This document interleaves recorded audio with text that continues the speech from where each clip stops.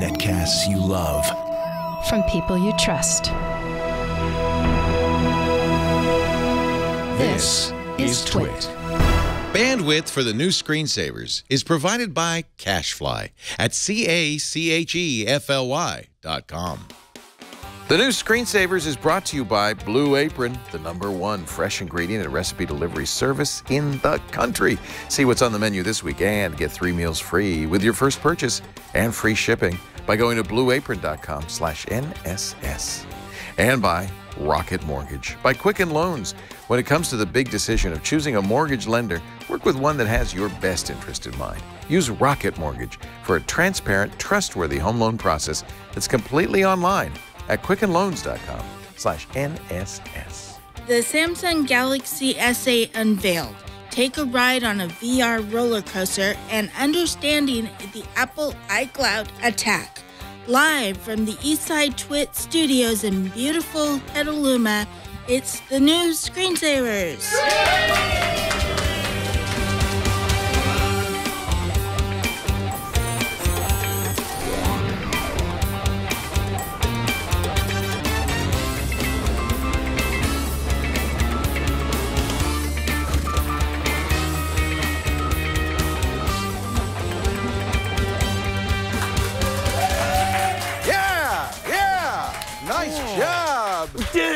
That's we made Liz, Mrs. Sumo, I call her, because she's married to Sumo. John, who's a longtime fan and listener. Great to have you both back in the studio. They've been to every one of our studios. Hello, Jason Howell. Hi. How's it going, Leo? Nice to see you. Nice to see you. How was Vegas?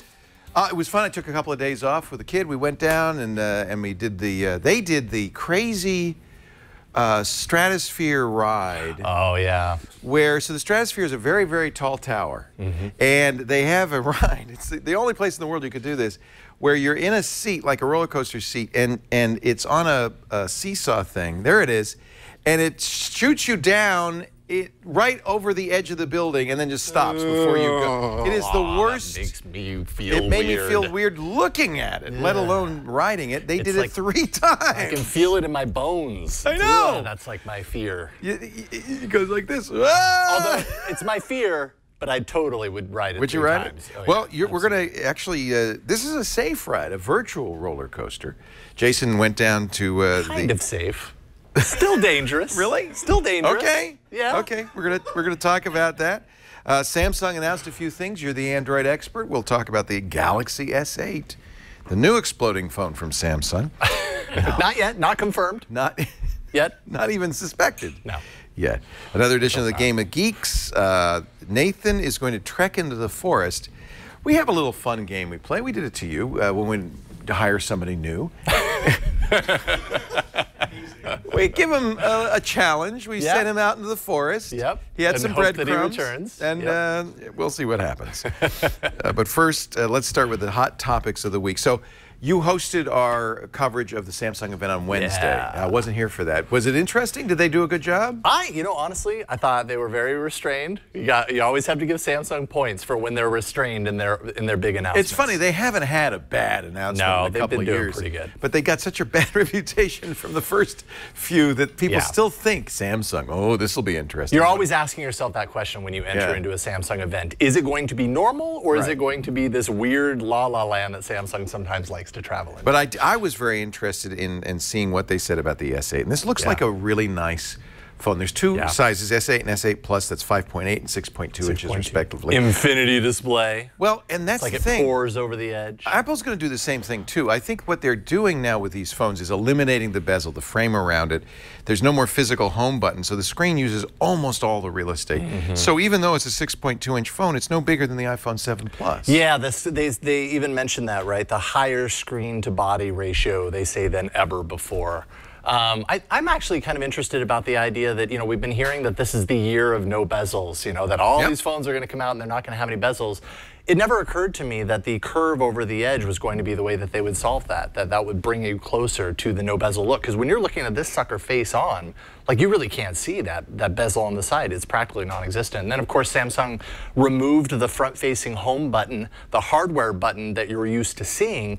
It's still there, it's just hidden behind the screen, and there's a pressure sensitivity to that. So it's almost kind of like an Apple 3D touch sort of mechanism. Many Android phones, including Google's own, have not had physical home buttons. So this, I think, is However, I mean, there is a physical button. It's just underneath the screen. It's not merely capacitive. So you have to press hard? Yes. Oh, that's weird. They say it's a pressure-sensitive button hidden underneath the screen. Why do that? Why not just do it like everybody else does it? Because Meanwhile, they've they've moved the fingerprint reader to the back, but not where everybody else does it, in a logical place in the middle. It's up next to the camera. Yeah, up next to the camera, and on the other side of the camera is kind of the flash bump, or the flash sensor. And so, the big question here for anyone who hasn't held this phone yet is, are you just going to be putting your finger on the camera and smudging every it up time every time you want to unlock your phone? Now, the good news is you don't have to use a fingerprint reader because they have more forms of biometric authentication. They've got the iris scanner, which worked fairly well on the Note 7, the ill-fated Note 7. But they're also doing face recognition. Now, I just read a story this morning that somebody tried the face recognition with a photo of themselves and it unlocked. Everybody's going to try it at least once, right? That's not good. Once that's a security measure. That's not good. Microsoft has, they call it Hello face recognition, but it at least doesn't fall for pictures. It actually has a 3D. I was going to say depth. Is it some sort of depth sensing? Yeah. And I mean, that's what you need here for that type of security to actually be I don't know, a viable security option. Maybe this is better than no security at all. It's almost like security into your device is a continuum from no barricades whatsoever to the most secure. And this is probably lower to low middle. You know what I mean? It's Samsung not super says secure. that. Yeah, even exactly. Samsung says. They mentioned that. And what you can do, which I think is a good idea, is if you're going to use Samsung Pay or something that needs to be secure, you could say that requires a fingerprint or an iris recognition, the more secure authentication method. So that's good. The biggest change here is the Bixby button. What is Bixby? Why does it have its own button? And do we even need Bixby given that we've got Google Assistant? What is Bixby? Bixby is Samsung's proprietary voice assistant or digital assistant. Very similar to Google Now, very similar to Assistant features, Siri features. It's, from what I understand, the product of their acquisition of Viv. Which was created by the Siri creators. Exactly. So potentially this is going to be good. Yeah, I mean, and so what did Samsung By the way, do? there's some dispute. No one really knows if the Viv folks were involved in Bixby. Right. There's some dispute over that. It is kind of unclear whether or not this has anything to do with that. But man, they're basically the same thing. So it'd be really hard to assume. Here's somebody explained to me why they do this. In the United States, it makes no sense. Why have S-Voice, the old version, when you have Google Now? Why have Bixby when you have Google Assistant? But internationally, it does make sense because there is no Google Assistant internationally. Google Now doesn't work nearly as well internationally. Yeah, so for international sales, it makes sense for Samsung to have its own assistant. Weird, though, that it has its own dedicated button. Google does not.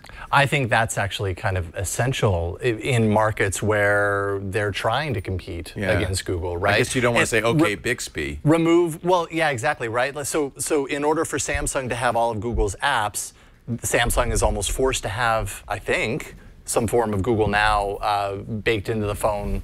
I could be wrong on that, but Marcus Brownlee tweeted certain requirements that they have. Marcus Brownlee tweeted immediately, "There's a lot of money in it for the first person that figures out how to map the Bixby button to Google." Well, yeah, exactly. Like my thought on that button is like Samsung wants everybody to use it, so they're lowering the bar to having to use it, or to have to think about using it. If it's something that's embedded in the software, people are less likely to turn to it. If it's a hardware button that you can't avoid because it's right there on the side of your phone, maybe you'll be more inclined to fire it off and use Bixby instead of something else. But I mean, it just remains to be seen whether this just kind of fractures that whole experience or not. Really, for a lot of people, there is no Android. There's Samsung. Yeah. and the two big flagship phone manufacturers, at least in the U.S. and in much of the world, are Apple and Samsung. That's it. Those are the two biggies. Everybody else is an also-ran, including Google's Pixel. Right. So this is an important phone. I ordered one immediately. Are you going to get one? Yes. Planning on getting one. Having Which trouble one? For some 8 or 8 reason Plus? Ordering through T-Mobile. 8 Plus. Because I mean, when Megan Maroney and I did the Twit switch, I got her iPhone 7 Plus. And it's not that big? That's fine. Yeah. And this is apparently comparable in size to Now, this is the other thing that's kind of interesting. This is called DeX. It's Samsung's version of what Microsoft's doing with their Continuum. The idea being that, well, why carry a computer around when you've got a powerful phone? This has the Snapdragon 835. It's it's virtually desktop processor. You dock it in the DeX dock, and then I guess do you have to buy a keyboard, mouse, and monitor that work with DeX? It's unclear. I mean, I think you just have to buy, you have to have some sort of a HDMI and USB or a Bluetooth solution, and then a monitor. It's still Android. It's not a separate. It's not a different operating system. No, I mean it's Samsung's version of Android. It's got its unique launcher. Samsung solution. So what you see on the desktop environment is definitely made by Samsung. Samsung's working with Microsoft, among others, to help make their apps work better in this environment. I just don't know, and I've said this on a few shows leading up to now, I don't know who needs this. I guess it's maybe a look into the future, and it's neat to see that you could do this with your phone. Do you remember the term? Who would have this set up over something else? Do you remember the term road warrior? Yes. That's who needs this. Okay. There are, I guess, gather, people who travel a lot. They don't want to bring a heavy computer with them. They'd like to get to the satellite office and dock their phone. Everything's on the phone. Yeah. That was the point of Continuum, which HP has released as part of their Elite phone. It's a Windows phone, so it's probably a little bit less intriguing.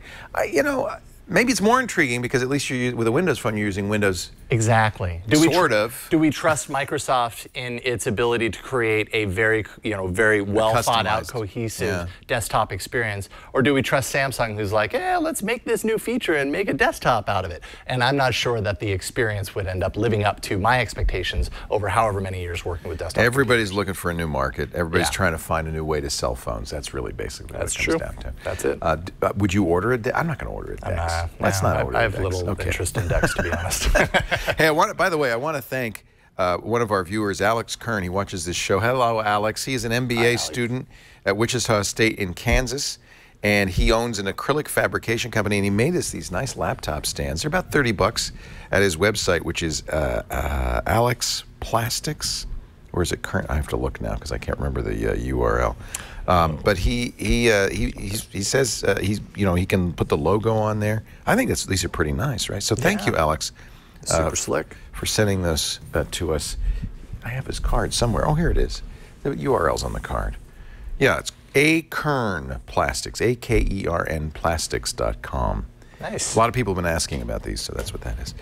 This week, also, the Senate and the House voted to overturn FCC regulations protecting your privacy, saying internet service providers could not sell your information to the highest bidder. A couple of things I want to point out. First of all, those rules only went into effect 6 months ago in October. But did they go into effect? I had heard that they were going into effect officially by the end of 2017. So it doesn't really change stuff. Okay, so we're back to 2016 in terms of privacy. I love it. The Cards Against Humanity creator said, if this happens, by the way, the president still has to pass it and sign it. And incidentally, it's going to happen. The thing which he says he's going to do, the thing that worries me more is that this also prevents the FCC from making any privacy regulations at all going forward. So it really hobbles the FCC's ability to try to regulate this. That worries me more about, in general, than this does. Right. What was I going to say about this? Cards Against Humanity. The Cards Against Humanity guy said, I'm going to buy the lawmakers' web histories. Well, that's not how this works. Yeah, how do you do that? You can't say, I want Jason Howell. Exactly. Now, and if you can do that, whoa, that's a really big problem. It's a great tweet. It's a great tweet. Yeah. I don't know if there's more to it than a tweet.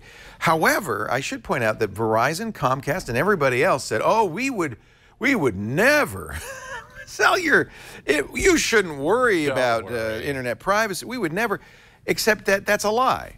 Well, I mean, they've been lobbying for this sort of thing. Right? And they've done it. We know that they do it. Verizon, remember, put the super cookie. If you had a Verizon phone, they put a special, unique identifier, Jason Howell, and then as you browse the web on your Verizon phone, every time it got to that place, it would announce, this is 634-449-9777. And if the guy who ran the website wanted to buy the true identity of this, they could go to Verizon and say, yes, I would like to know who these super cookies belong to. Verizon knows your name, your address, your date of birth. It knows your social security number. It knows your credit card information. We don't know how much they would give these websites, but that's exactly the point of these super cookies. So, yes, they would do it. They did it. And they only stopped doing it, I should point out, not because the FCC said something, but because consumers found out, figured out what was going on, and got up in arms.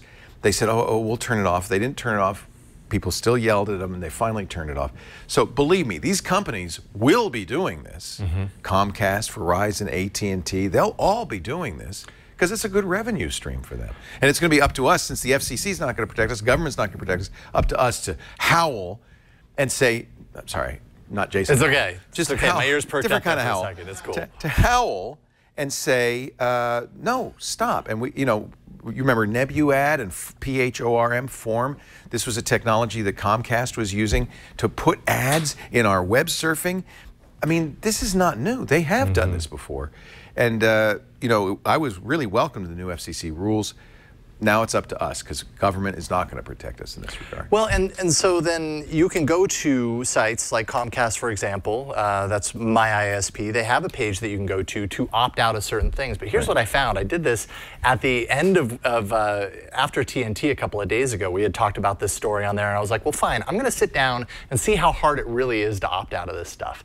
And when I went to the Comcast site, one part of it was very easy. Click here to opt out, great, it was done. Another part was about third-party services, and it was like, here, click here to open up this window, and these are all the third parties that we share information with. You have to opt out with them all together. When you open it up, it has a handy little select all button, but that didn't apply to, I'd say, 90% of the items on the list, of which there were probably 40 or 50 companies. One of them, I think it was Axios, if you've ever heard of Axios, clicked through, and there was a link on the page that said, if you'd like to opt out of our tracking, click here. Clicked there. It took me to another page, a totally other website. Go down to the bottom of the screen. It says, because it told me this is where you actually get to opt out. There was a link there to opt out. Click and that. already you've gone farther Axios. than any normal person will go. Well, exactly. There's that. But not only that, it took me right back to Axios. It was a loop. The only way I got to the opt-out screen was to go to Google and do a search and do it. And that was 1 out of 40 or 60 companies on there. They make it incredibly hard. I have to stand corrected because somebody pointed out, and I've got the link here, the FCC fined Verizon, a small fine, $1.33 million over this super cookie tracking, and said, Verizon, you have to now get the consent to do this. That was earlier last year, March of last year. Now they wouldn't have to. That, they can no longer do that. If this bill is signed, which it will be, they can no longer do that. Verizon can do super cookies all they want, and no one can stop them. So all we can do is vote with our dollars. The problem is we don't really have a real competitive environment in telecommunications or ISPs. Most of us only have a few choices. But there are responsible ISPs out there. Yes, like our own ISP, SonicNet, for instance, who is a sponsor and also provides our internet. They say very clearly, we will never, ever do this. If you're lucky enough to have the choice, that's great. Most people in this country do not have the choice. And it's shameful. You know what's really shameful is the members of Congress that passed this bill, most of whom received contributions from the telecommunications industries that are benefiting from this. What's shameful is how little money it costs to buy a member of Congress. In some cases, hundreds of dollars. These people sell themselves cheap, ladies and gentlemen. Write to your member of Congress. Say this is shameful. That's just shocking. And now there was a state. God, was it? Man, we talked about it a couple of days ago. Be interesting if the states did this. Well, yes, that's already started to happen. Good. Because then it was either Missouri or another M state. Maybe that's I can't remember. But anyways, there was a state that baked this into a bill, and it's going through, and so they are protecting their consumers in the state, and maybe more states will do that. Update on the iCloud hack by the Turkish crime family, who, as far as we can tell, live in North London. On the line with us right now, Zack Whittaker. He is a writer and editor for ZDnet, and is the guy who did all the research for ZDnet on this data set that was provided to you by the Turkish crime family. Welcome, Zack. Hey, Zack. Hi, good to be here. I don't want to keep you from your date with Mary Jo Foley. Apparently, he's going to have a beer with Mary Jo Foley at Rattle and Hum any moment now, so we'll do this quick. Sure, sounds good to me. So the first set was a set of 54 credentials, right? That's right. And we contacted pretty much every person on that list. Not everyone responded, but for every person that did respond, they confirmed that their password, which we were given by this hacker group, was in fact accurate. Now, this is an extortion scheme. They claim to have 250 million of these credentials and that they will wipe people's iPhones if Apple doesn't give them a significant amount of money by April 7th. Yeah, that's right. So we also obtained a larger set of the data. Was that from them? That was from them, yeah. Okay. And it was a little under 70,000. We found a similar pattern. But some people said that their password was at some point valid, and others said that their password was not. And it's clear that this is not by the group's own admission, this is not a breach of Apple systems, but a roundup of previously breached data. So the logic goes that if you use the same password on several sites, it was probably also their iCloud password as well. So Apple said this, and so did the Turkish crime family. I love that. They're not Turkish, they're not a family, but they're probably criminals. Probably. Apple said, no, they didn't hack us. Even the Turkish crime family said, we didn't hack Apple. So how did they get these iCloud credentials? So the logic goes is that they went through numerous data breaches and they filtered out all the iCloud and @me and @Mac email addresses. And so we gave the data to Troy Hunt, who's the owner of Have I Been Pwned, the breach notification and lookup site. And he found about 52,000 unique emails in the 70,000 records that we had.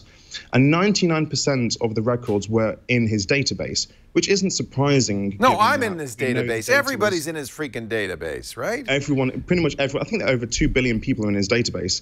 Now, most of the data seem to come from the recent Evenly breach, that multiplayer game that you have on your phone, and also other data breaches such as LinkedIn and MySpace and the Adobe breaches from 2012 and earlier.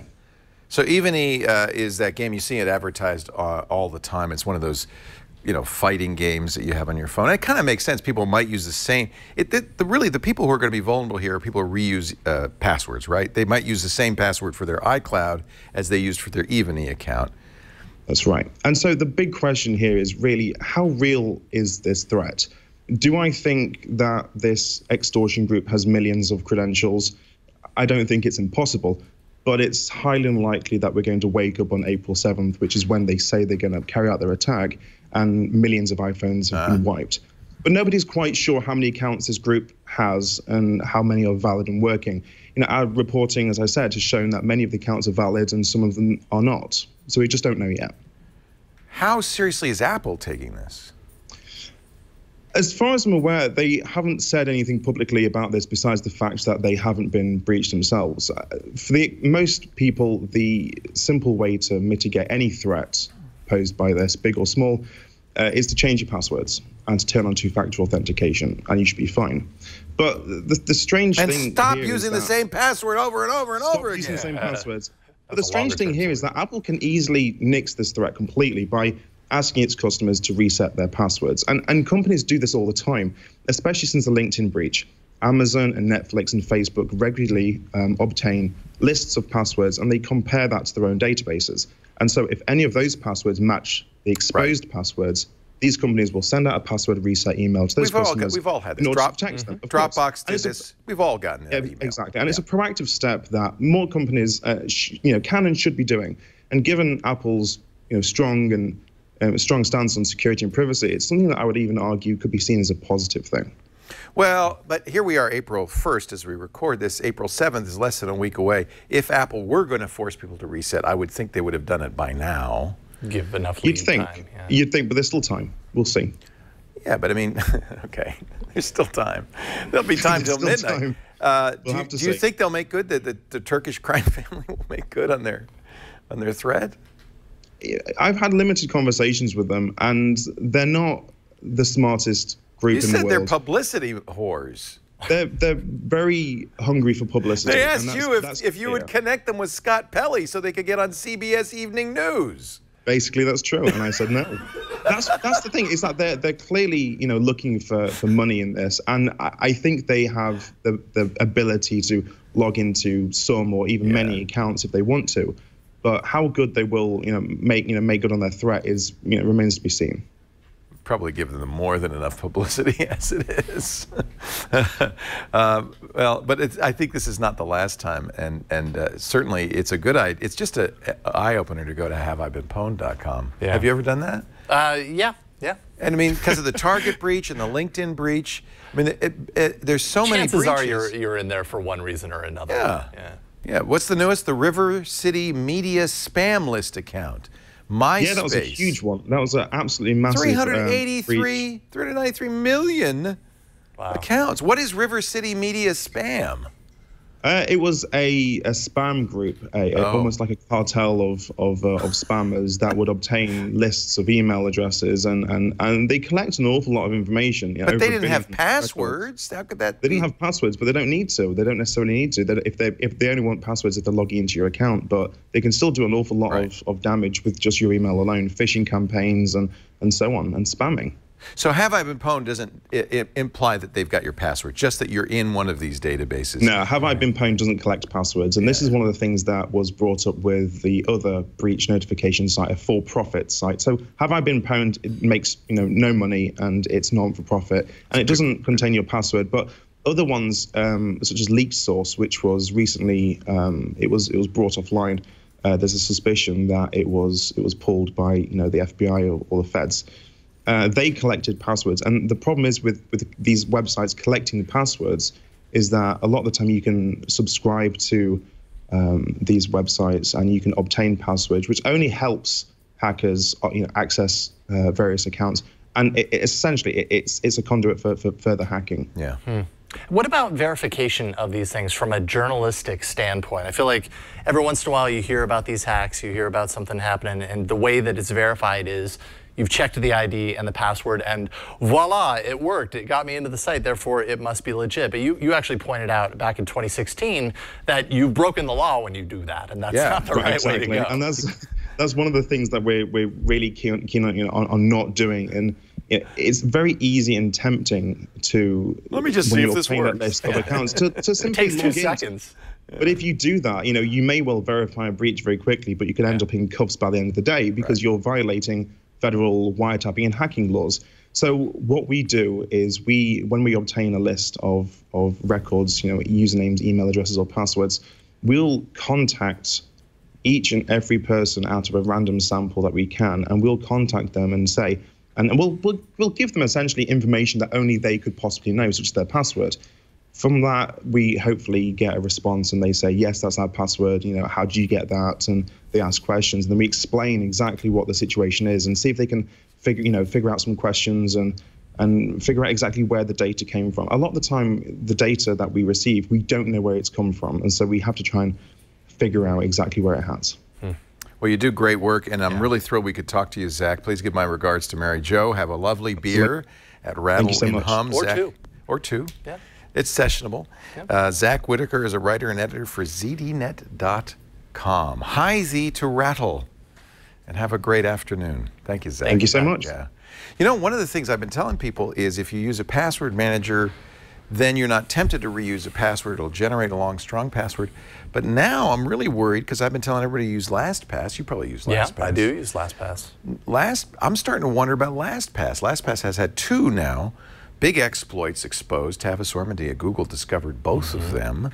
And so the problem with the password vault is you have a one point of failure. You have a central place where everything is. Everything. If they were to get that, you'd really be in trouble. So do update your LastPass. And I'm going to talk to Steve Gibson. He's been a big supporter of LastPass as well, as I have been. Yeah.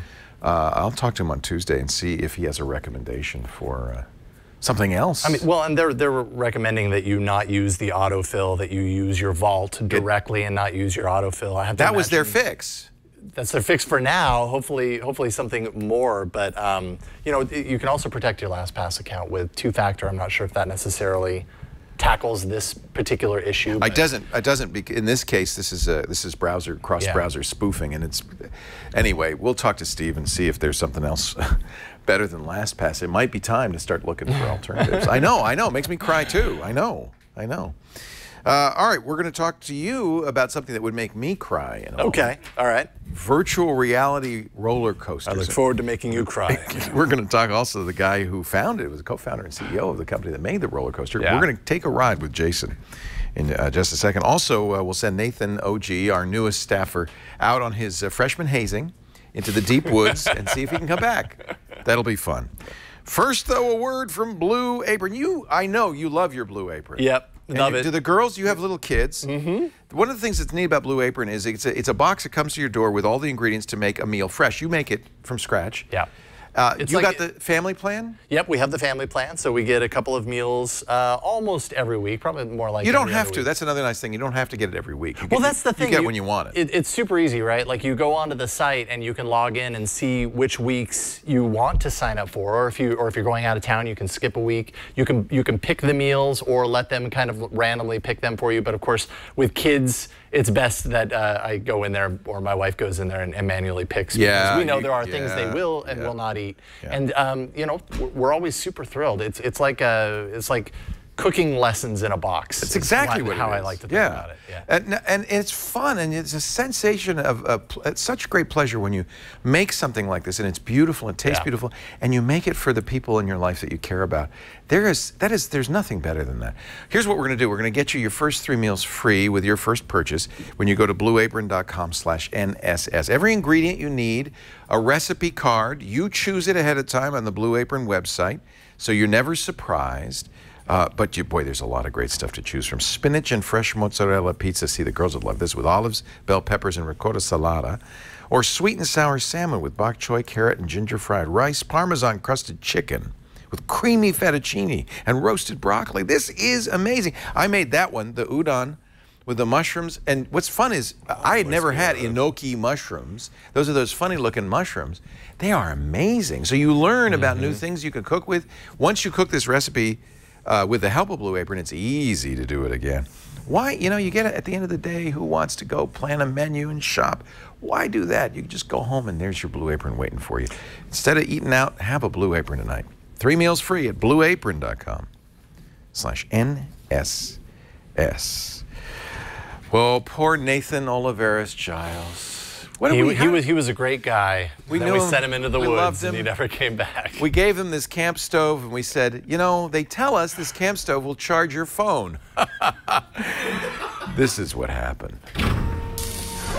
Camping is all about getting outside and connecting with nature. But even in the great outdoors, you may want or need to use some tech, like a smartphone, a camera, or a GPS device.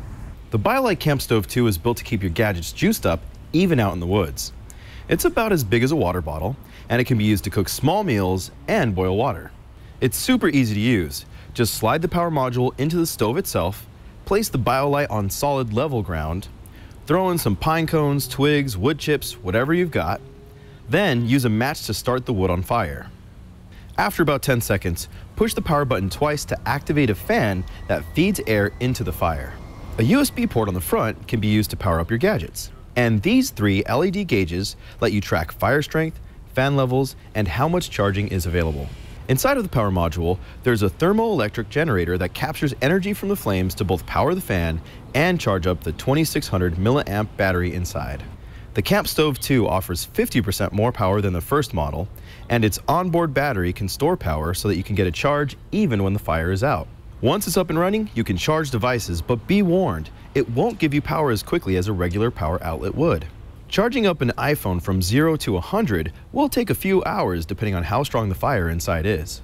As for cooking, the Camp Stove 2 is great for roasting marshmallows, heating up a hot dog, cooking some eggs and some bacon, and other quick, modest cooking needs. This won't be great if you want to cook up a big pot of chili or make something like burgers. It's simply not powerful enough for all that, and you really need to stay on top of this fire to keep it going. If you're serious about using the Camp Stove 2 for cooking, BioLite sells a kettle and grill for an extra $200. The Duo is expensive, but they'll make this little stove much more useful. So if you're looking to stay connected in the wilderness, consider the BioLite Camp Stove 2. Just don't expect to cook a steak dinner on it. Hey, who wants some s'mores? Why are you guys looking at me like that? Who wants s'mores? Come on, who wants s'mores? He's right out front of the studio. I couldn't tell if they actually wanted s'mores or not. They were pretending to want s'mores. They didn't look very good. They were a little burned. I like a little burn on my s'mores. Nice job, Nathan. Personally. The first version of that stove we reviewed on Before You Buy like a couple of years ago, right? 92 with Robert Palliser, and he was never heard from again. So that's what happens. So I'm really intrigued by this. Six Flags Discovery Kingdom down here. Yep. Right next to Vallejo. Google, right? Oh no, it's Vallejo. Yeah, Vallejo. Okay, it's Vallejo.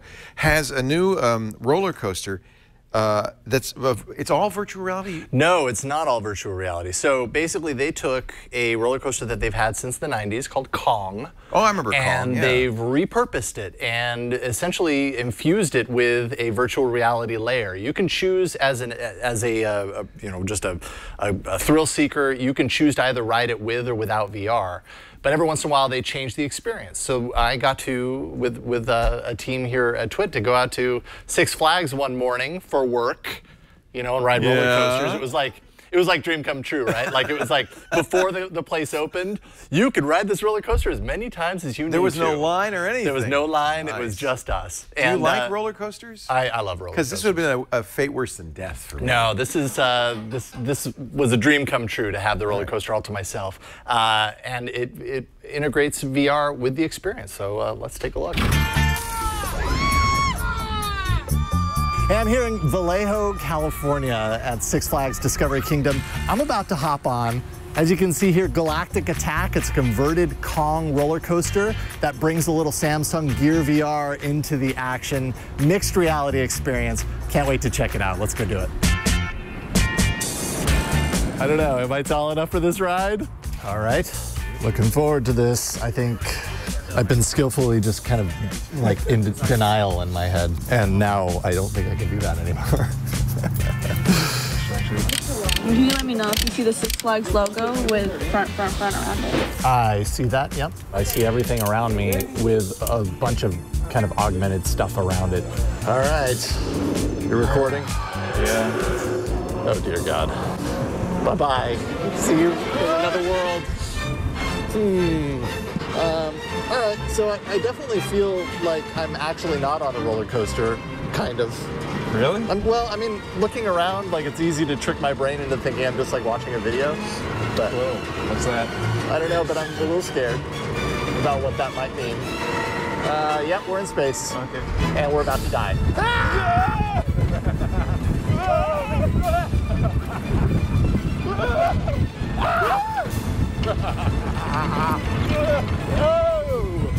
Nice, get him, get him, get him!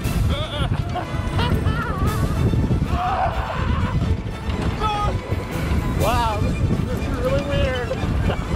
Are you shooting the things? I don't know what I got. I think so.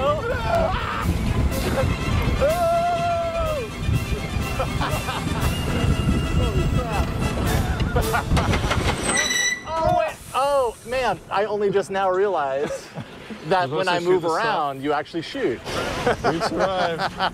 Hey, I'm standing here with Charles Loriano, maintenance supervisor for one of the strangest mixed reality experiences I think I've ever had with the roller coaster here. Thanks for letting us kind of relive a childhood dream of having the theme park to ourselves today. You got it. I really appreciate it. It's a special experience, isn't it? It's really super cool. So tell us a little bit about the coaster that we have here that's been around since the 90s. It was Kong for a really long time. Is it still called Kong, even though the experience changes all the time? Yeah, it's still Kong. It's just with the New Revolution Galactic Attack VR experience. Which, I mean, you change these experiences, it sounds like, pretty regularly. Is the idea to kind of take old coasters and kind of make them fresh and new for people coming to the theme park? Right. It's a great opportunity for us to use this technology to freshen up some of our rides, and we're able to switch things up whenever we really want. Yeah. So we ran Gargoyle Attack in October of last year, and now we're running the New Revolution Galactic Attack now. How do those two experiences differ? So anytime we do anything, we always try to upgrade, right? We use pass-through technology now, which we didn't have before with Gargoyles. And Galactic Attack, you know, you're able to sit down and it's mixed reality. You can see what's going on around you. And then when you saw when you got to the top of the lift, you punch through that wormhole, and suddenly you're in space and you're fighting all the drones and the aliens. See, and I didn't even realize until the end of the first run through that I was participating. I wasn't just sitting there passively flying through space. I was actually fighting. You know, it was actually a battle that, based on where I was looking, I was shooting down ships and all that kind of stuff. Yeah, and we actually worked with VR coasters. We put Easter eggs in there.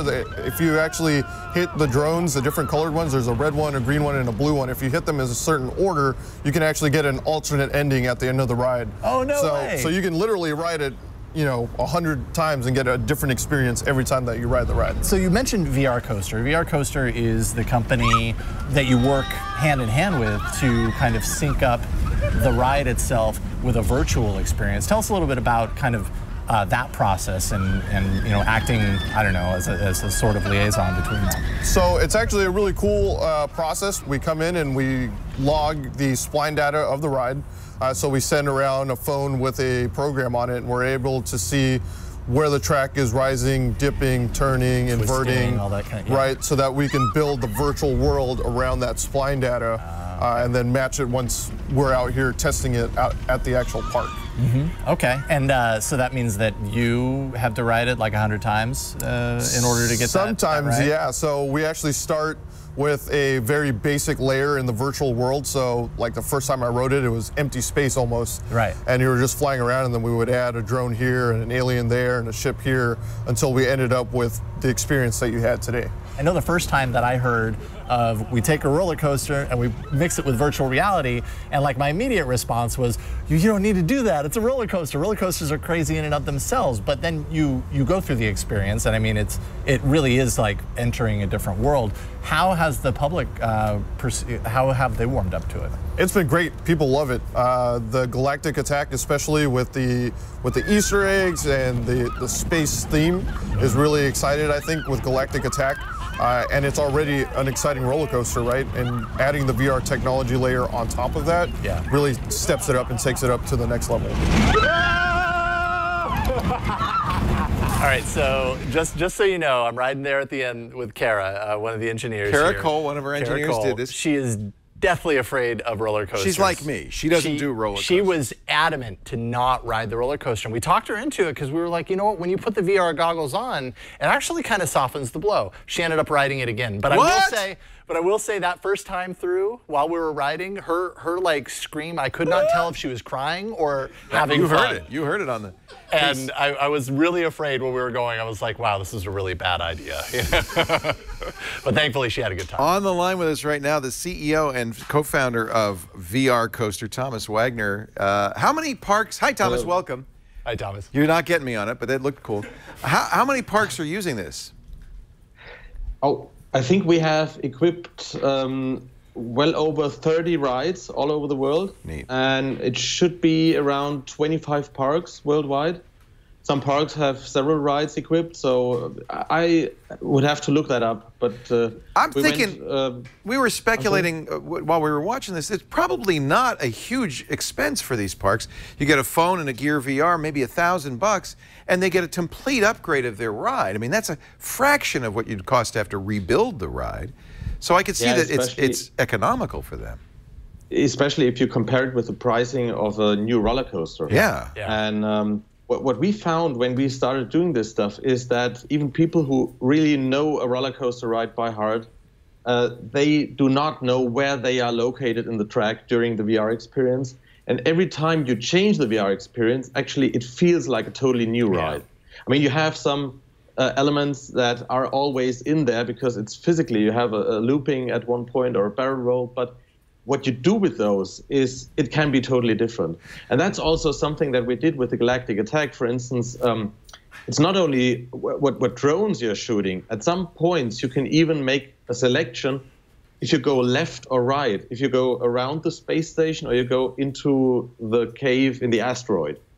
And you will encounter different spaceships over there, and you can get different weaponry. And if you look to the left, we slightly move you to the left at the point in the coaster where you don't recognize this offset. And this is a totally new level of interaction, actually, what we brought in here. It's like choose your own adventure, but for roller coasters. Well, and I can see how it would improve the repeat customers, right? Because exactly. you want to do it again. You learn something, you want to try, like a game, you want to do it again. What I find interesting is Thomas's background is not as a amusement park ride designer. You're a professor. Yes, actually, this whole company, this whole project, this technology, this was born out of a project. I'm teaching at the University of Applied Sciences in Kaiserslautern, Germany, and we have a virtual reality course, and that was back then when the Oculus Rift came out and everybody was going for VR, and the Oculus Rift opened up so many possibilities, and I wanted to do something that hasn't been done before, that was new. And one big thing was everybody was keen on these roller coaster demos. It was a big thing. Everybody was riding these or testing these coaster simulations with the Oculus Rift. Mm-hmm. And then you saw these videos on the web where people rode that sitting on a chair or even standing. Yeah. And they were tumbling, they were getting dizzy, and they were very impressive. But after a few minutes, everybody got really dizzy and you got really sick, because you have this strong offset between what your eyes see, what is very convincing visually, but your inner sense of balance doesn't feel that. This is a problem in the industry as a whole. I mean, this is one of the things that's held back VR, is that a certain percentage, maybe 10, 11% of everybody who uses it gets nauseous. So how do you, I mean, if you're going to offer this at an amusement park, you can't say, oh, by the way, 1 in 10 of you is going to throw up.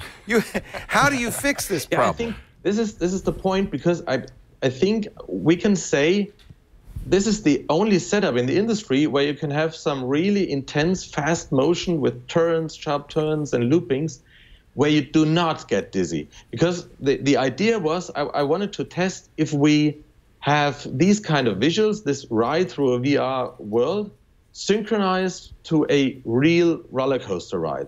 So we have those motions. And when you go around a curve, when you go into a looping or something, your body and your inner sense of balance, actually your inner ear, feels that motion. How hard was it to get to match the VR with the movement of the roller coaster? How are you doing that? Yeah, actually, it needs to be in sync very precisely. So it actually gives you that feeling that it's really belonging together, it's matching up. Is it dead reckoning? It looks like it was doing some dead reckoning. Yeah, actually, we need to develop some hardware to do that automatically. The very first rides we did, I went up to Mack Rides, the roller coaster manufacturer. It's a renowned German manufacturer, and told them about my idea. And luckily, the Mack family not only do own Mack Rides, but also Europa Park, which is a very big, actually the biggest seasonal park in Europe. And they built most of the coasters they have there. And they let us do these tests, and eventually we, together with the Mack family and Michael Mack and Mack Rides, we founded this company, and we did a lot of tests in top secret, late at night. Or at least in summer, it was late at night. You see those like videos. The guy in the back there. So there's normal riders, but there's a guy in the back with Oculus Rift on. Yeah, these were actually our students. These were we had 3 positions in the train where we had a computer with an Oculus Rift. These were the first experiments we did. Wow. And the very first ride, just to answer your question. Oh, this poor woman has a laptop. Oh my God, this guy's got a laptop. Very professional. This was a smaller coaster. We just had the laptop wrapped around with we tied it to our knees, you know. But on the bigger it's duct taped in. Oh my God.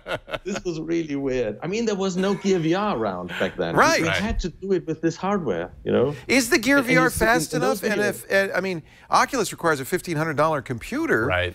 Is the phone in that Gear VR fast enough to do this? Obviously it is.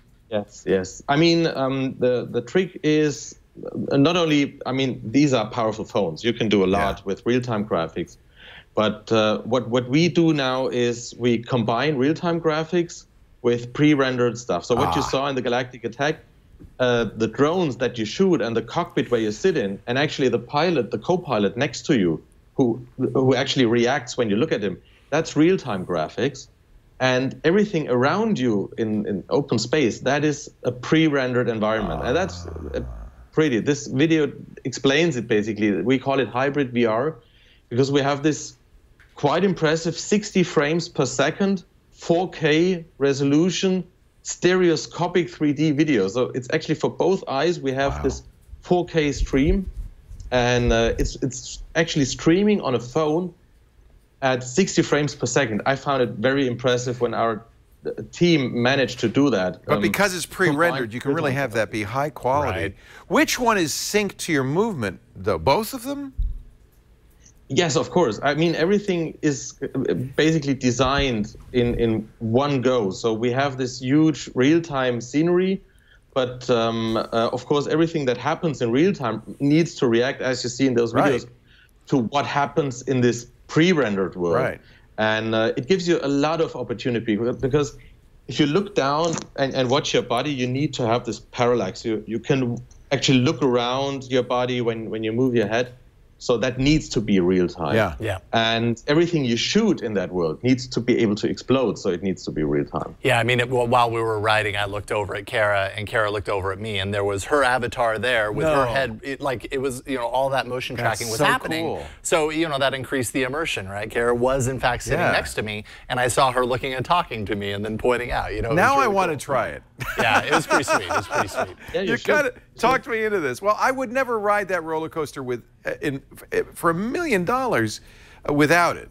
But it softens the blow. I think it feels like it would be more fun with it. And I don't know, maybe you could I think people don't, when they put on the VR headset, they don't expect any harm from this video game world, Yeah. And I mean, we have heights in there, we have speed and stuff.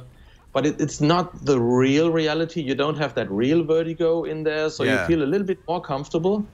And I think that helps a lot. And we had very good response. And you saw in the video, you saw that technology that basically synchronizes these headsets, because you mentioned the Gear VR and the Samsung phones. The beauty in here is we don't have any wires or cables or stuff, so people can just take their headset and carry it and test it already when they're waiting in the queue line and put it on. And the synchronization with the ride actually is working on Bluetooth based. So it's all wireless. And are there little Bluetooth sensors in the track? No, we actually have, as you see in that video, we have a sensor that is tracking the rotation of a wheel of the roller coaster. So it's dead reckoning with the wheel motion. So you know exactly where on the track you are. Right, and that you're coming into a curve and turning upside down and everything. One question I have for you is about limitations. I mean, VR as a technology is evolving right now, and it certainly has its kind of limitations in resolution. It might not be as sharp as people would like. What's a technology that you hope improves enough to kind of tackle I don't know, an issue that you'd like to solve in your experience? I mean, resolution is kind of decent already. I mean, the Gear VR does a great job with those phones, and I think this is already good. And what we also tried to do, and actually it worked very well with the Galactic Attack, was this see-through thing. So what we do is kind of mixed reality. Mostly it's called augmented reality, but to be precise, it's mixed reality. So we have the people start in the see-through mode, and we distort the video that comes through the camera of the phone. It's like a Terminator view, you have that vision with those numbers and some lines, and like the environment gets tracked. And then we integrate in what you see, this wormhole that brings you into the VR world. And the intention was that Six Flags asked us, hey, could you do something where the guests can actually see each other, and they can see the operator. If somebody talks to them, hey, they know this guy's talking to me. Makes operations easier. It makes them maybe feel more comfortable. I even read a comment on the web that where people are glad to have still this sizzling feeling when they go up the lift hill, because they still see. We are actually on a coaster. We are going up the lift hill. So that's anticipation. There are many. So it's augmented reality, because you have the real video. And then you go to the pure VR once you're going down, once you go through the wormhole. The one thing is that is not possible, because it's only one camera. It's just monoscopic. You wouldn't be able to have people walk up to the coaster and sit down with that single monoscopic camera. It's not. They would stumble. They would fall. You can't estimate how far is that chair away. Yeah. So that would be the next step, to have real convincing augmented or mixed reality. And above and beyond what the HoloLens, for instance, can do. I mean, the HoloLens is a great device. We're doing tests with that. But it can only lets you add some things to that real environment around you. So you can't do anything about the environment. You can only see what is being able to build in the real world, and you can add a ghost or a monster or something. But when you have this see-through with a VR headset, if you have this total immersive VR screen in front of you, you can do everything. You can place people everywhere you like. And if you can combine that with a stereoscopic see-through, that would be really, really a breakthrough. And I think there's a lot of potential still to do that. And we are developing, also looking into developing our own headset technology and to pushing those limits. And of course, we are not only looking at roller coasters. We are, just as we speak, equipping drop tower rides. We have equipped last year in December the very first drop tower ride in Lotte World in Seoul in Korea. And now we have equipped already 2 drop towers at Six Flags and at Six Flags Parks. And this is also a very, very intense experience. Another ride I'm never going on. Do you think that... I'm afraid of heights. I never, when I did those test rides, I never took off the headset, you know? What are you simulating a drop tower? What are you looking at?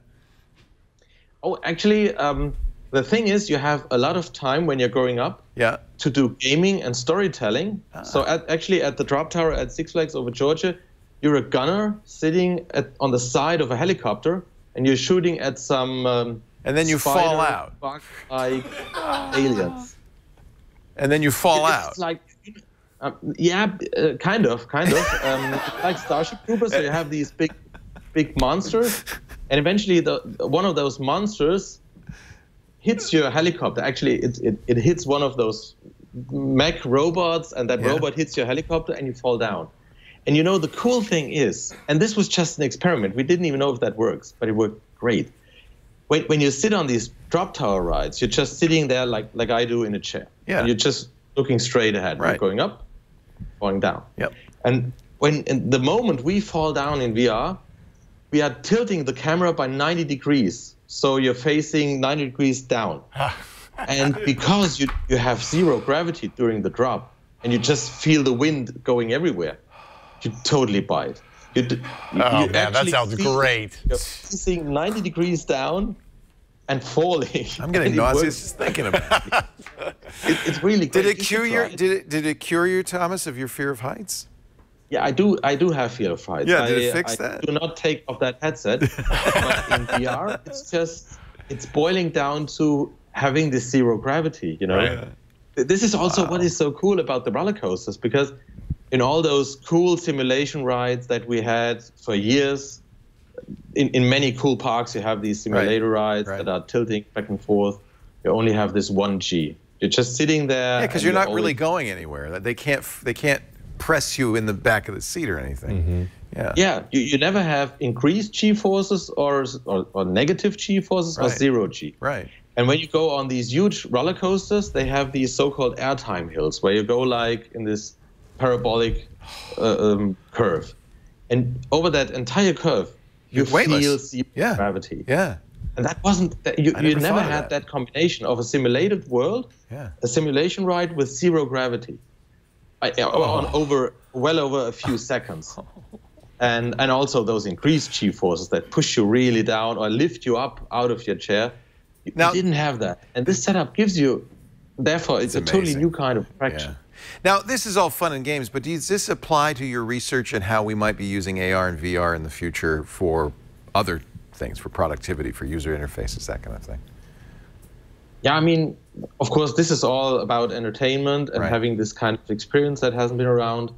And I think there are many aspects about VR where companies went just for the marketing aspect, just using VR because it's cool, because it's just the hot stuff, and only a few things or a few use cases will stay there because they are not.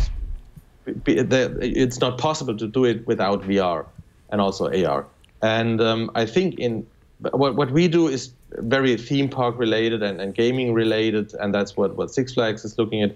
We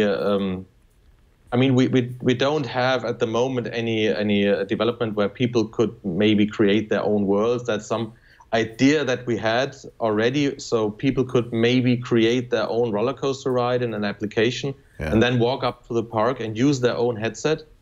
And I think, to come back to the question, AR, VR will open up this customization of some experience in a theme park or in a department store or anywhere. So you could basically, whatever you experience in a location, this location-based VR can be customized by you, by the guest, by the visitors.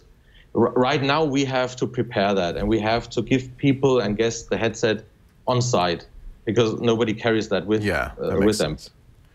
VR coaster. Everybody has one, you know, and then you can just design maybe your own roller coaster ride or download it at home, test it, and walk up to the park and give it a try. Wouldn't that be wild? Oh my God.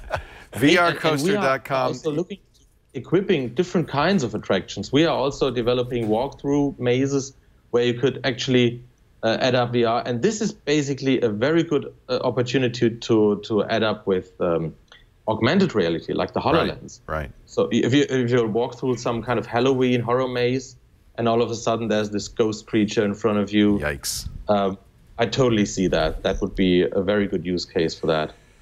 It's neat because it shows that the hardware now, even with the Gear VR, is up to the snuff. Yeah, no kidding. To do this kind of thing is very exciting. Yeah. VRcoaster.com. Thomas Wagner is co-founder and CEO and a professor at the University of Applied Sciences at Kaiserslautern. Wow. Kaiserslautern. Yes. That's amazing. And what a fun class project this turned out to kidding, be. right? Yeah, it was very popular. Yeah, I bet it was. Thank you, Thomas. Such a pleasure to talk to you. Thank you, too. You're most welcome. Really, now you actually got me kind of thinking maybe I should try this.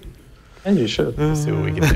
We'll push Leo over the VR edge. Maybe I'll do the maze first. Our show today brought to you by, we got some more fun coming up, including the Game of Geeks and a call for help just around the corner. But first, a word from Rocket Mortgage, the best mortgage lender in the country. Quicken Loans, they are tech savvy, really an impressive company. #1 in customer satisfaction year after year, and they decided they wanted to make a product for us, the people who want to do this all online. Sure, some people, your mom might still want to go to a bank and bring a pile of paperwork. Here, I brought you my folders of paperwork. But some of us don't want to leave the house. We don't want to get dressed up. We don't want to go through our boxes of paper in the attic. We'd like to apply for a home loan entirely online, and that's why Quicken Loans has created Rocket Mortgage. You can do your pay stubs, you can do your bank statements, you can do everything you need with a touch of a button entirely online. And because it's all online, it's super fast. The last time we applied for a loan when we bought our house 3 years ago, Lisa and I took a month to get our loan. We went on vacation. We thought, oh, this will be done before vacation. We were faxing paperwork from a cruise ship, my friends. This is not what you want to do. You want to do this fast. You can do it so fast you could be at an open house, say, let's buy this house, and before you leave, show the realtor you're approved for a loan. You get to, it's because it's computerized, completely friction-free. You can set your term, you can set your rate, play with it to your heart's content to get the loan that's just right for you and get approved in minutes. QuickenLoans.com/NSS. It's Rocket Mortgage. It's weightless. Skip the bank, skip the waiting, go completely online. QuickenLoans.com/NSS. Equal housing lender, licensed in all 50 states and MLSConsumerAccess.org, number 3030. Rocket Mortgage from Quicken Loans, QuickenLoans.com/NSS, and we thank them so much for their support. Would you take your girls on that ride?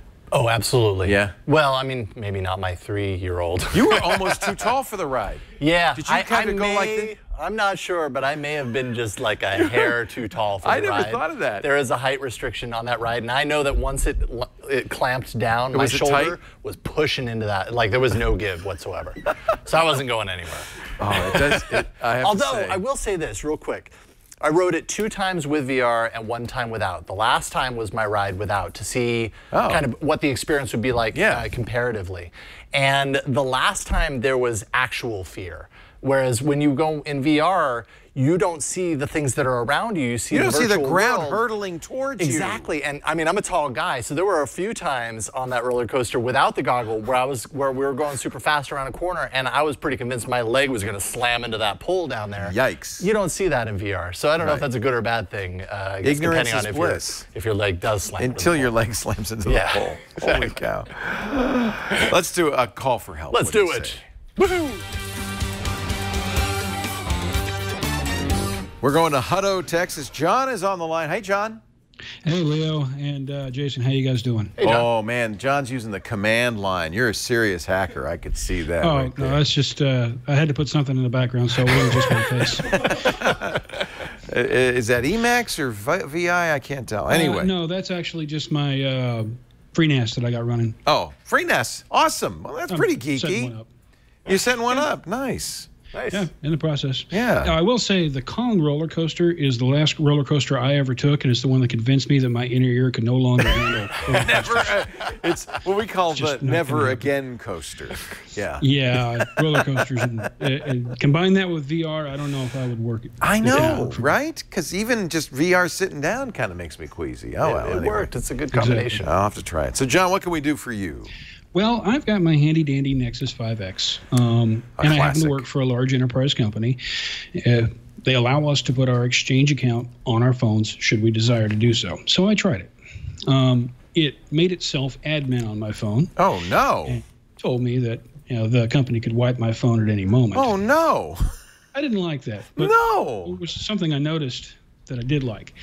It enabled something I had on an iPhone a long time ago, which was the ability to, if you put in too many password attempts, the iOS eventually tells you, hey, you got one more attempt until your device gets wiped. Not something I've ever seen on Android. I do have an app that I put on here called LockWatch that does some kind of cool security stuff, but not that. And I'm wondering if it exists, if there's something out there. Now that I know that it's theoretically possible to make that happen, I wonder if there is something out there that does that. We certainly recommend that everybody who has an Android device put Android Device Manager on it, right? That's free. It's from Google. It will allow you to remotely wipe a device. If you lose control of a device, you can remotely wipe it. But I have. Yeah. Everybody should use that. But I agree with you that this thing where you say after 10 or sometimes 5 failed attempts at unlocking my phone, please wipe it. Because that means even if that phone's not online, bad guy might be smart enough to take it offline, he's still not going to be able to, brute force it.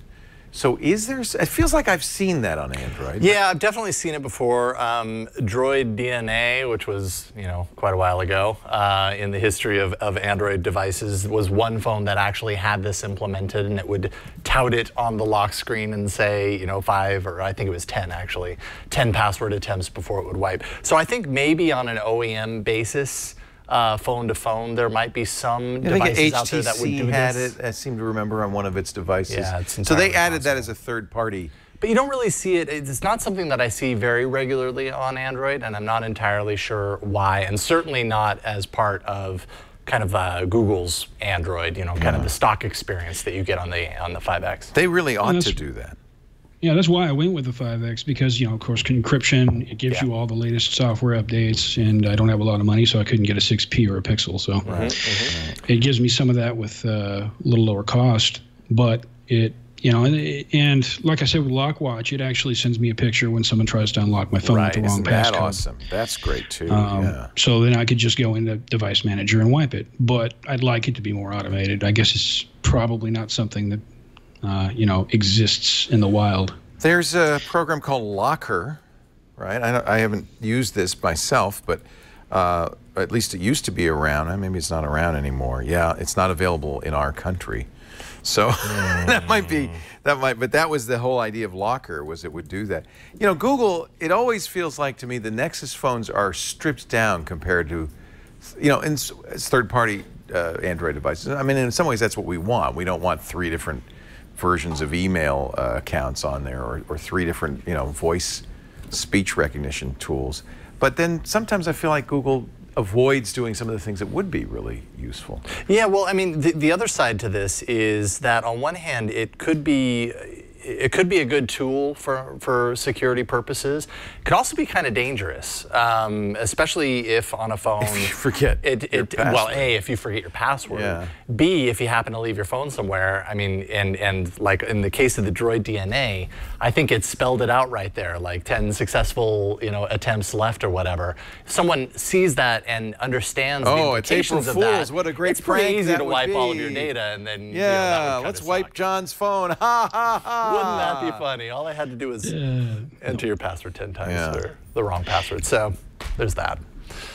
But I haven't found any apps that explicitly just install that activity onto your device. I'm just checking the chat room to see if they know. They don't have anything, and I don't see anything in Google except for Locker. Maybe some developer out there will see this and think maybe, hey, that's a great idea. Yeah. Because it's obviously possible. Yeah, and that's what's interesting about the Android devices versus the iPhone. The iPhone, there's no way a third party could provide that kind of functionality. Apple would never let that. Even if you could figure out a way to do it, they wouldn't let it in the App Store. Android, hey, yeah, if you can figure it out, let the risk be on you. Well, it's like on a Windows machine. If you have administrative rights, you can do almost anything. If you could give yourself, I guess you could root the phone, but it still doesn't give you that functionality. Yeah. So, I don't know. Oh, well. Thought maybe you guys might know something that I couldn't find. Well, and you might check, this was another question that I had, and I can't find it specifically right now. Someone in chat room is saying that the app called Cerberus does this, and Cerberus, for some of the advanced features, requires root access. Cerberus anti-theft, as you can see right here. There you go. There's a few apps you might need root access that have deeper capabilities once you have root access, and you might be able to find this or bake it in going this route. But I was trying to see if there was any sort of an automatic wipe on incorrect password. Boy, if you don't know, I don't know anybody who would know. I'm looking at an Android forum, and I guess in the lock screen settings of some older versions of Android, right at the bottom, they did have a wipe feature. That was the Samsung Galaxy S5. Okay, so that's an older one. Sometimes it looks like carriers do this. Verizon might have added it. So as you said, it's something specific to a third-party edition, but not straight out of Google with a 5X. All right, Google, this is notification to you. Come on, man. We need it. I think it's a great feature. Now more than ever.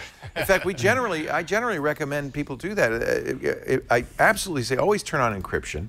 Google now does that by default, which is how it should be. And I think having, you got to have a lock screen, and having a lock screen that can't be brute forced. That was, remember, what stymied the FBI with the San Bernardino phone case. They didn't want to try to guess or to brute force the PIN because they were afraid that erase after 10 tries was turned on. It stopped them cold until somebody else came along with a hack. In my counter to that too is I use the fingerprint scanner a lot because my passcode is like 16 digits long. So if I reboot my phone, I'm sitting there going, wait, what is it? Yep. And I think you're right, Jason. That's the biggest reason people don't do it anymore is because of the prank factor. The ability to erase somebody's phone. John, we'll keep looking. Keep watching, okay? Hey, Thanks, thank you. guys. It's nice to talk to you. Good luck with FreeNAS. I think you're going to enjoy that. Yeah, that's cool. Thank you, John. If you want to be on our show next week, you can. Alex Wilhelm will be our co-host, and here's how you get on the show.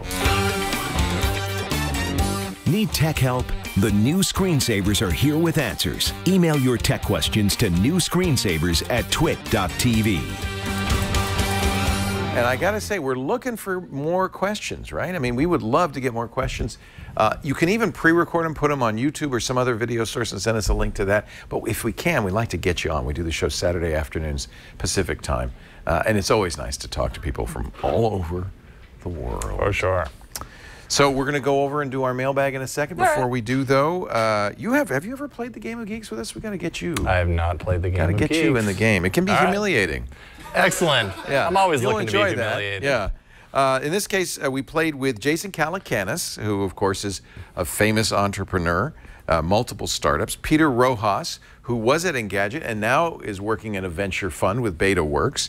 And Jonathan Abrams, the guy who started Friendster, most recently started Nuzzle. I mean, these guys know about startups, so we thought we'd play a little game Real or fake crowdfunded? Watch.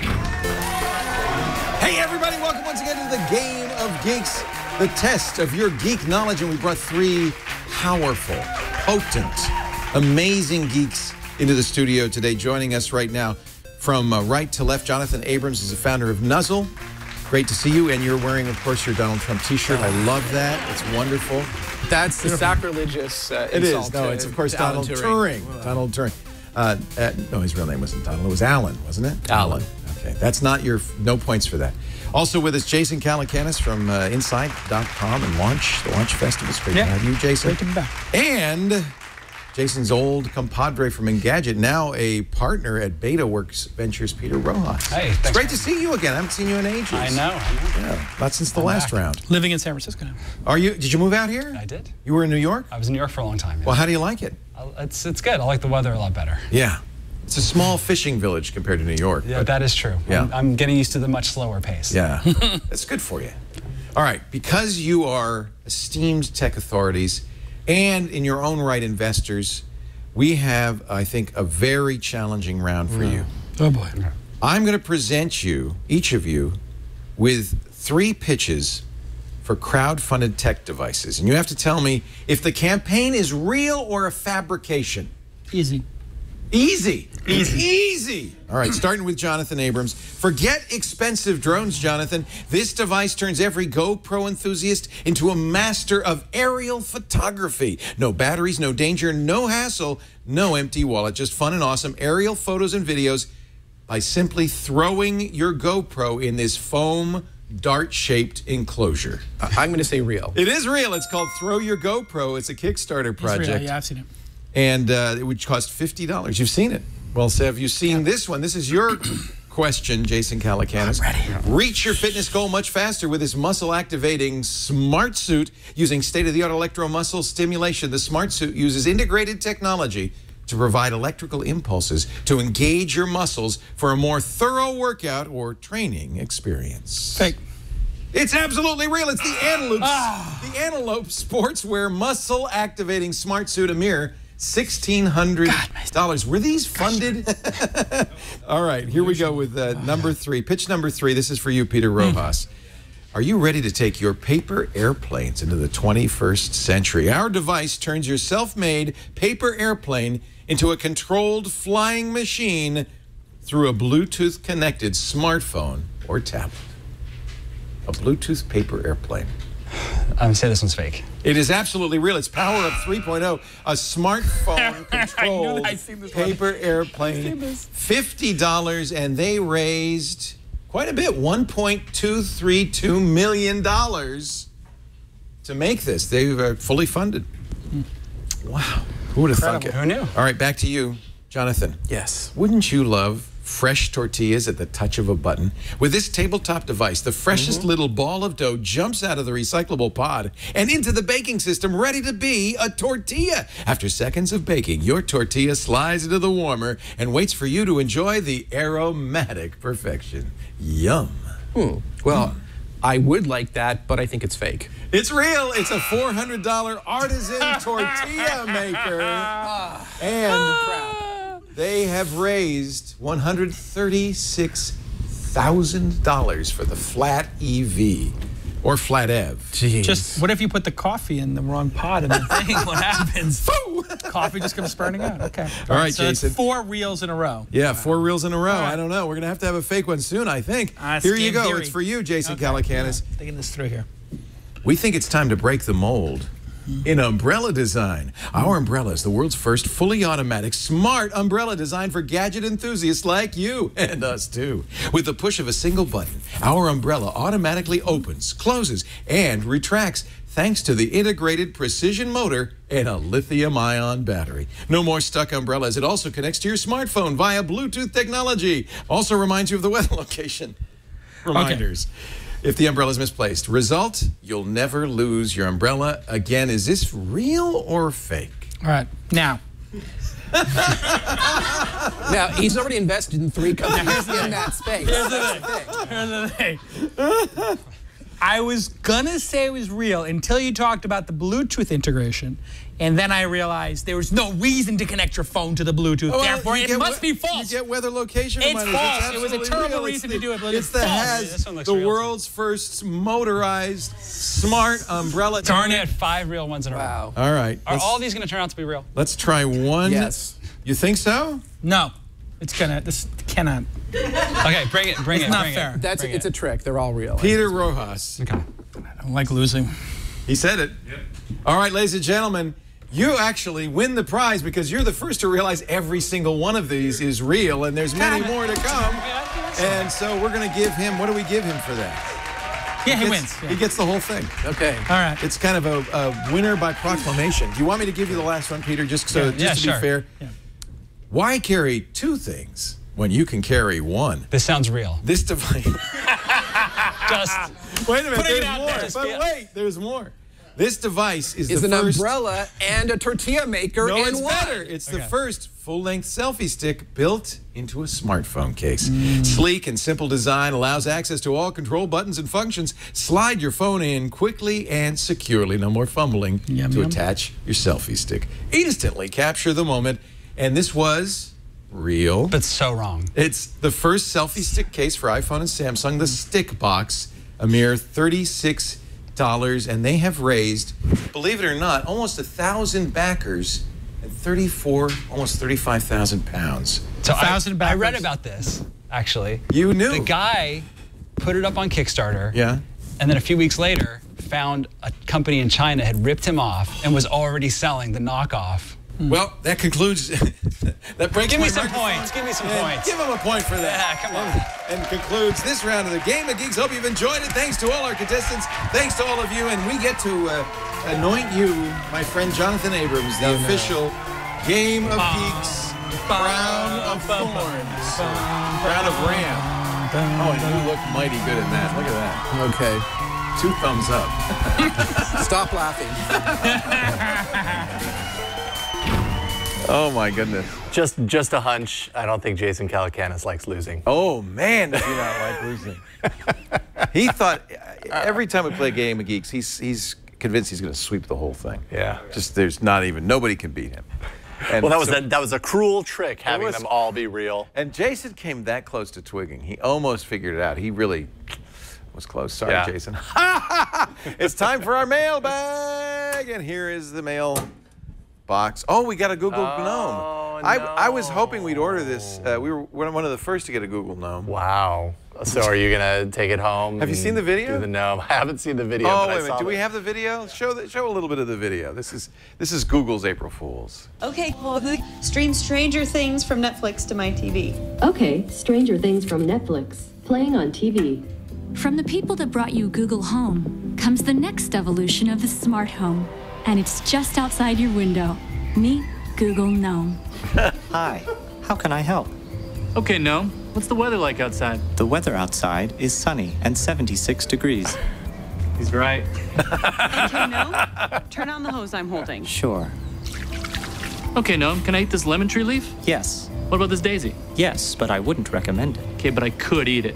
Okay, Gnome, add milk to my shopping list. I'm sorry, that sounds like an indoor request. I keep doing that, sorry. You do keep doing that. Okay, Gnome, is this compost? Really, we're all compost if you think about it. Pretty much everything is made up of organic matter and will return to organic matter. So just regular trash then? Off, on, off, on, ah.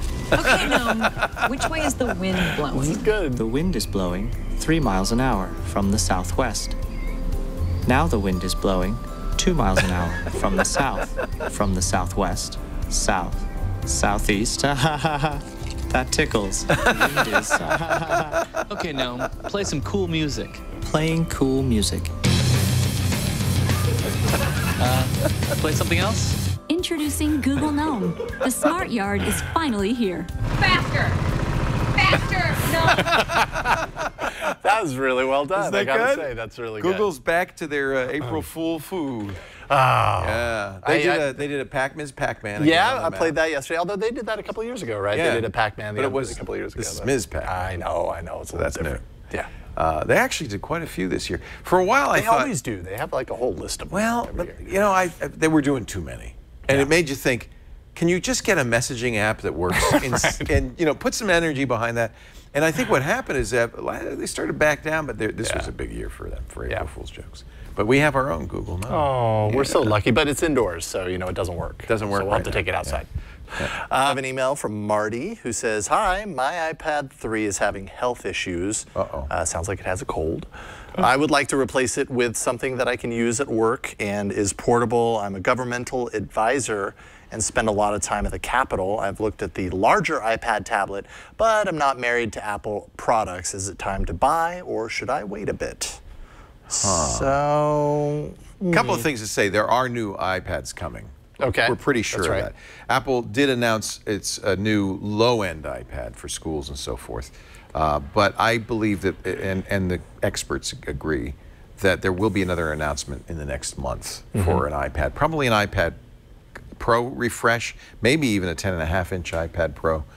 So if you are in the iPad market, but it's certainly worth waiting a month to make sure. Yeah, however, there's some great Android choices out there. Well, yeah, I mean, mainly Samsung has its Tab S3 that just came out. That looks like, look at that. I mean, it looks exactly like an iPad. Same size. You've got the keyboard kind of attachment. It also includes, because this is Samsung's tablet, they went the kind of the Note approach with the S Pen, the stylus, so you get some of that expandability. It's almost comparable, I'd say, to the iPad Pro. With the pen. It's kind of similar to that. So, have you tried these? Do you like them? Flo had one, right? But yeah, Florence Ion on All About Android just this last week talked about it. She's bringing it in the studio next week. She's a big fan of it. I mean, it's definitely, there isn't a whole lot of tablet action happening in Android right now, but this is definitely one of the more premium, better reviewed tablets right now. And you know, you're going to pay a little bit for it. I think it's somewhere around $700, $600-700. But iPad Pro priced. Yeah, that's one of the complaints a lot of people have, is that Android just doesn't. The apps do not handle that tablet real estate very well. Yeah. Google still makes the Pixel C, right? That's their tablet. Yeah, and that's still one with have the the Pixel detachable C. keyboard. If I were going to buy a tablet, I'd get a Pixel C.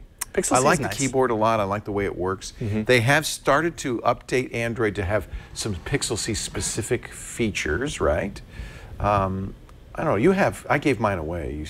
I have the Pixel C. I just don't use it a whole lot. It's really hard for me to find space in my life for a tablet when my phone does most of the things that I need, and then what I need is a more productivity based device like my Chromebook or my laptop. I don't think you're alone. I think that's kind of what's happening in the tablet market. Is it's an in-between device. Yeah. And most people find that their phone, especially now with the new larger screens, is good enough. And if they want anything more than that, they'll use a computer. And there seems to be less of a market for that in-between device. Well, and not to mention, I mean, at least in the world of Android and Google particularly, there's this crossover that's been happening between Chrome OS and Android. I'm of the opinion that if I was actually in the market to get a tablet, if I was saying to myself, what I really need right now is an Android tablet, I wouldn't actually get an Android tablet. I'd get a Chromebook. That works in a tablet. Yeah, convertible. Yeah, because Chrome OS has support for Android apps, and they work almost the same as tablet mode. So it's kind of, you get the best of all worlds. And it's actually not more expensive even, right? No, they're less. very price comparatively, completely. And since you do have an iPad, the iPad tablet app ecosystem is much richer. Yeah. You probably will want to wait at least to see what Apple has. Yeah, I think and if you're invested in it, it, be perfect. You know, you're already invested in that ecosystem. If you have apps, it's going to be, you'd be starting over, switching over to Android. The idea of the 10.5 is it's not any bigger than the current iPad 9.7-inch, but it's bezel-less or smaller bezels, like this is the trend, and that way you get more screen on the same size. I like that. I think, and it's going to have the pen. It's going to be everything a Pro is. If that rumor comes true, I think that's going to be the sweet spot. That's going to be the one you want, personally. Right. Jason Howell, always fun. Tomorrow, Yeah. so Tuesday is all about Android. That's right. And that's when Flo's going to bring in her Samsung Galaxy Tab 3. So yeah, and we'll be talking all about, well, what we already talked S8. about today at the S8 and all the announcements from Samsung. It'll be Samsung heavy, I think. And of course, all week long, Monday through Friday, 4 p.m. Pacific, 7 p.m. Eastern, it's TNT with Megan Maroney. That's right, Tech News Today. We have a lot of fun with that show. Love that show. We thank you all for joining us. We do the new Screensavers on Saturday afternoons. We'd love to have you in studio. Just email tickets at twit.tv. You can also watch the live stream at twit.tv/live or youtube.com/twit or twitch.tv/twit or ustream.com/twit. We stream it live so you can watch and be in our chat room at irc.twit.tv. 3 p.m. Pacific, 6 p.m. Eastern Time, 2200 UTC every Saturday afternoon. Please, or evening, depending on where you live. Please stop by and join us live. But if you can't, on-demand audio and video available at our website, twit.tv/NSS. You can also get on-demand on YouTube or wherever you subscribe to podcasts. There are lots of podcatcher applications. Thanks for being here, and we'll be back next week. I hope you will too on the new Screensavers. Bye-bye. Bye, everyone.